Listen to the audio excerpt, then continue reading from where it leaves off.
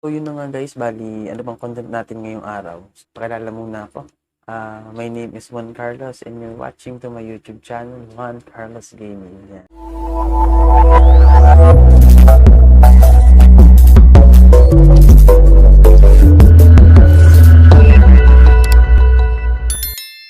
Okay, start na tayo. Bali ang content natin ngayon is I'm going to show you how I cancel, how I de-noise on every videos that I made.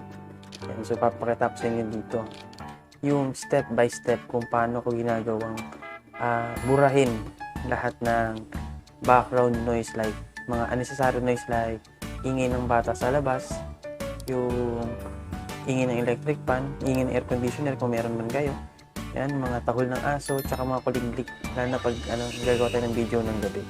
So, importante ito sa mga beginners like me. Yan.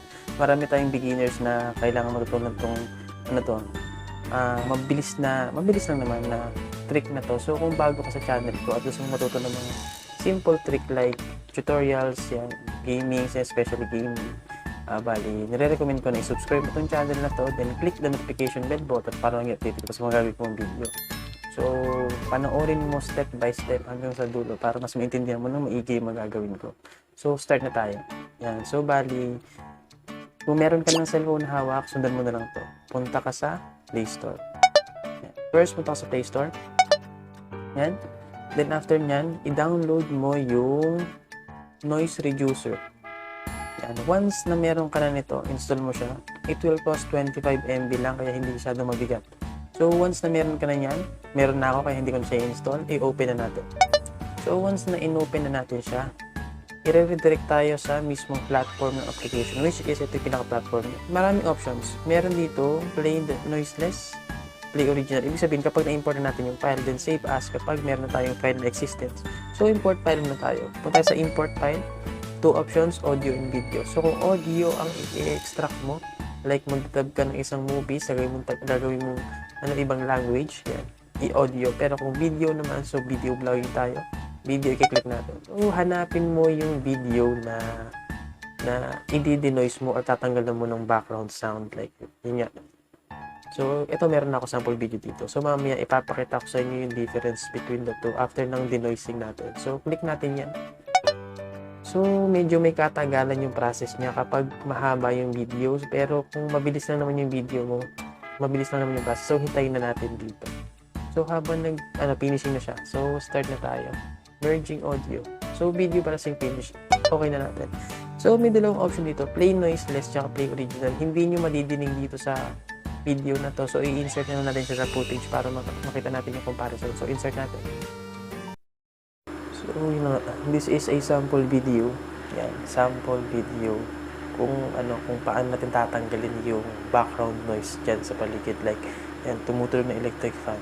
Napaka-obvious sa background ng tumutulog na electric fan na yan. So, yun na. So, this is a sample video.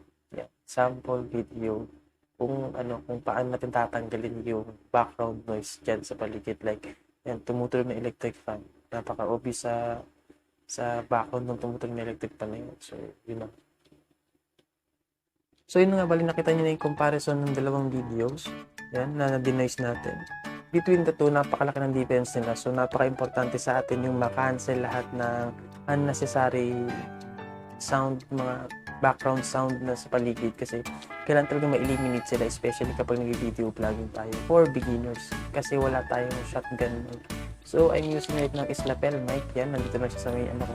So, hindi ko kailangan magsalita ng malakas. Kaya naririnig nyo na malinaw yung boses ko. Plus, na-reduce natin yung background noise sa paligid. Yan. Bali, kampante tayo magsalita nang wala nag-i-interrupt sa paligid.